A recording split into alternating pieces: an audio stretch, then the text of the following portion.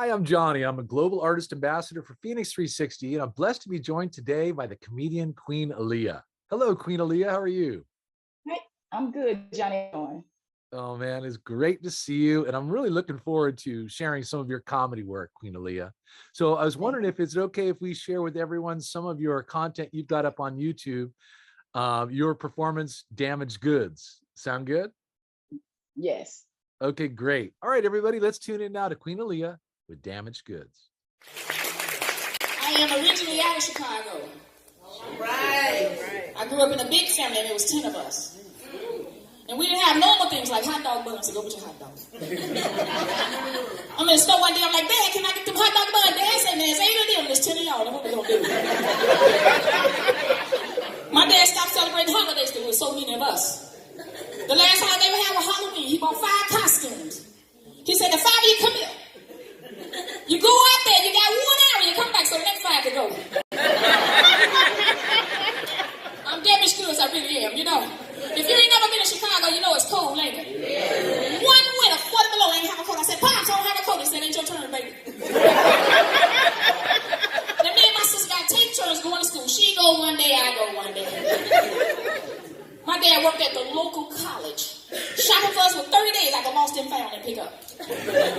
He brought home some 2 big shoes. I'm like, Pops, these shoes too big. He said, pad your feet, baby. Now that means put on enough socks until their shoes fit. Y'all know. This old Queen Aliyah, really funny and great to share with everybody. And thanks so much. Listen, I'm interested in learning about you and your kind of progression as a comedian. Can you tell me where you're from and give me some of those highlights?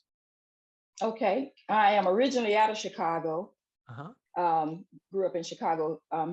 Moved to Raleigh, North Carolina. Been here over 30 years. Wow. Okay. Yeah.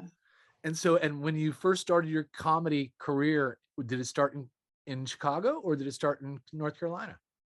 It started in North Carolina. Okay, It once did. you're My there. comedy career. Yeah, Uh-huh. it started in North Carolina. Uh-huh. And listen, as you were considering being a comedian, Queen Aliyah, were there other comedians that helped inspire you that you felt like, oh man, I'm natural born to do this? Yes. I grew up watching comedy, BET, Def Comedy Jam, all of those different comedy platforms.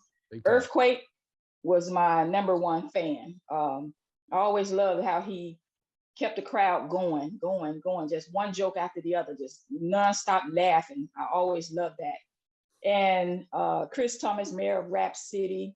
There's so many of them. D. Ray Davis that I grew up watching. Uh-huh. But it wasn't until I started into comedy because this thing called Menopause. Yeah, that thing. Menopause, yeah. Yeah, menopause changed your life. They gave it the right name. But it was I all my life wanted to be a comedian. I never knew how they got started. But when menopause hit, I knew I needed to get on stage. I needed to educate the audience on what I was going through. I was mad, first of all, mad as hell was one of the names of my comedy tracks because I was mad. I was venting. I didn't understand what was going on, and I hit the stage. I first asked the guy that was doing a comedy show, how can I get up there and do a show? Because I would always go to the first Fridays every month.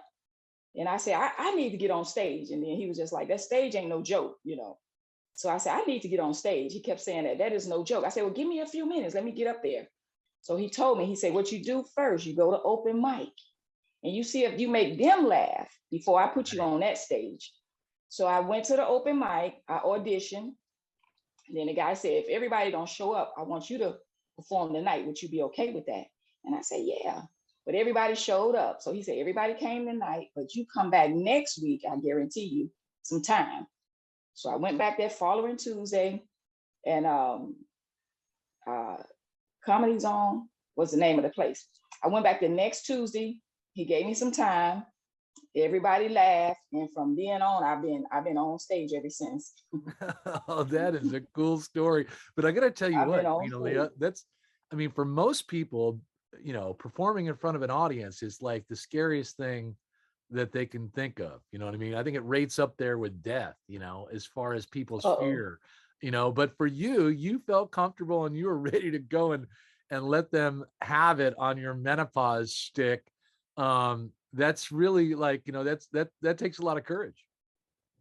Yeah, but listen, it's still scary. Let me say, Is it? because yeah, my nerve. I've been in now. This is going on 11 years, but my nerve still is. They all over the place. My nerves are. Yeah, comedy.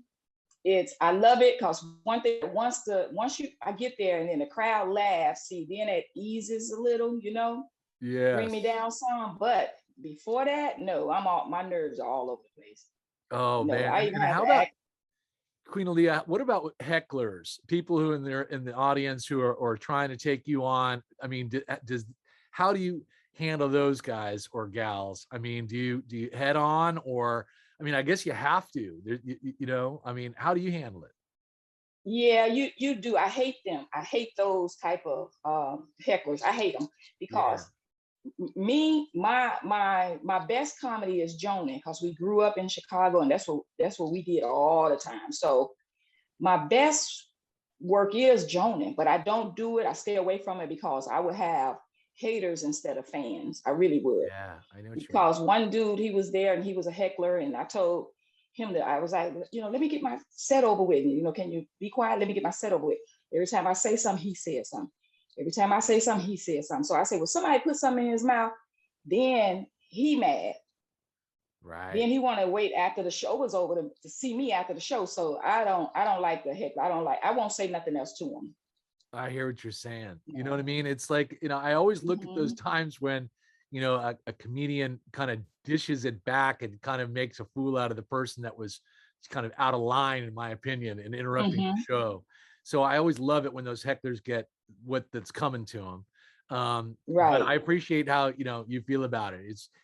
It's disrespectful in a way. And so it is. and they don't recognize how, I don't know, just how difficult it is to be in that position with all eyes on you, and also expecting to raise their vibration, to make them laugh, so it's really a gift, the comedian gives to us all, and also comedians are really great at poking fun at themselves.